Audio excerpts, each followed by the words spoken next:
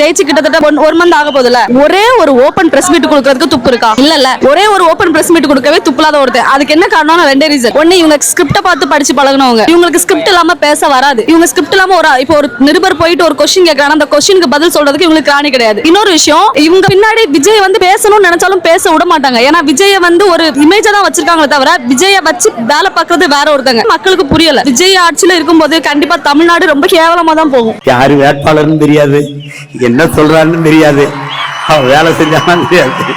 எதுக்கு போடுறோம் ஏன் போடுறோம்னு போட்டு கடைசியா வென்றவர் இவர் தான் வேட்பாளரா? விளங்கிரும்டா நாடு, டே விளங்கிரும்டா. இதுக்கு Marx, Lenin, Engels, Ingersoll, Socrates, Plato, Aristotle, Buddhan, Phule, Ambedkar, Fidel Castro, Che Guevara, Bhagat Singh, Valluvan, Kamban, Kapilan, Ilango எல்லாம், பாரதி, பாரதிதாசன், பெருஞ்சித்திரனார், ஒரு இளவும் தேவையில்லை,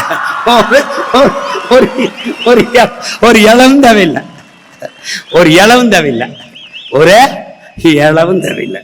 ஆனாலும் ஒரு உயர்ந்த நோக்கத்தை கொண்டு அதை நிறைவேற்றுவதற்காக தொடர்ந்து செயல்படுகிற முயற்சி தான் வரலாற்றில் பிற்காலத்தில் வருகிற மக்கள் படிக்கிற வரலாறாக மாறுகிறது என்கிறார் மாமேதை மார்க்ஸ். என் அன்பு உடன் பிறந்தார்களே, பேரன்பு மிக்க என் பெற்றோர்களே, ஆலை கரும்பாறையை கரைப்பது வலிமையால் அல்ல, தன் விடா முயற்சியால் என்பதை புரிந்து கொள்ள வேண்டும். என்னை தோற்கடித்து நீ தோற்று போவாய். கடைசியாக நான் வென்று முடிப்பேன்.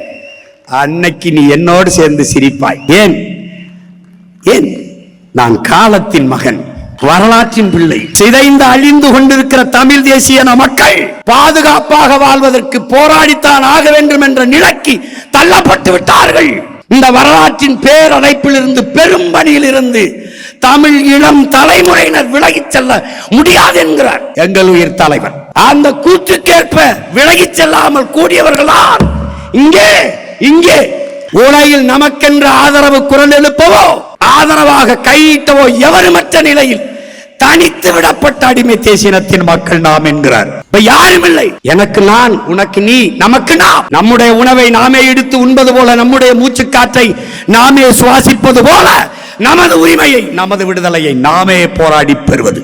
அதை நிறுவி காட்டினான் நம்முடைய தலைவன். எந்த ராணுவத்திடம் படை உதவி கேட்கல. சொந்த நாட்டு மக்களை, தன் இனத்தின் மக்களையே ராணுவமாக கட்டி போராடியவன். எவனையும் சார்ந்தில்லை. என் விடுதலை என் கையில். நமக்கு ஏன் விடுதலை தேவைப்படுகிறது? எதற்கு நமக்கு அதிகாரம் தேவைப்படுகிறது? எதற்காக நமது முன்னவர்கள் போராடினார்கள்? நமது மாவீரர்கள் எதற்கு இத்தனை ஆயிரம் பேர் உயிரை கொடுத்தார்கள்? உரிமை பெற்று நம் இனம் பெருமையோடு வாழ வேண்டும் என்பதற்காகத்தான். அவர்கள் உயிர் இல்லை நம்மோடு, ஆனால் கனவு இருக்கிறது நம் கையோடு. அந்த கனவை நிறைவேற்ற வேண்டும் என்ற துடிப்பும் தவிப்பும் விரியும் நம் ஒவ்வொருவருக்குள்ளும் இருக்க வேண்டும். ஒவ்வொரு முறையும் நாம் ஏற்றுகிற அந்த ஈகை சுடர் என்பது நம் நெஞ்சுக்குள் அணையாமல் எரிந்து கொண்டே இருக்க வேண்டும். அந்த நெருப்பை அடுத்த தலைமுறைக்கு அணைய விடாமல் பாதுகாத்து கடத்த வேண்டும். ஒற்றை மகன் இத்தனை பேரை உணர்வு சூடேற்றி உசிப்பவில்லையா?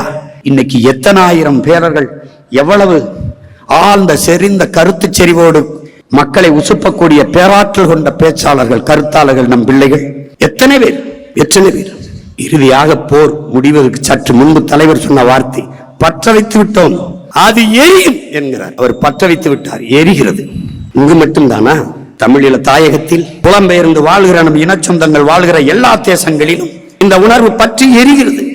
வீதியில் இல்லை என்றால் வீட்டுக்குள் இல்லை என்றால் நெஞ்சு கூட்டுக்குள் எரிந்து கொண்டுதான் இருக்கிறார். இன்னும் நம் மாவீர தெய்வங்களை, மண்ணின் விடுதலைக்காக மாவீரர்களை தெய்வங்களாக தந்த நம் பெற்றோர்கள் இன்னும் இருக்கிறார்கள்.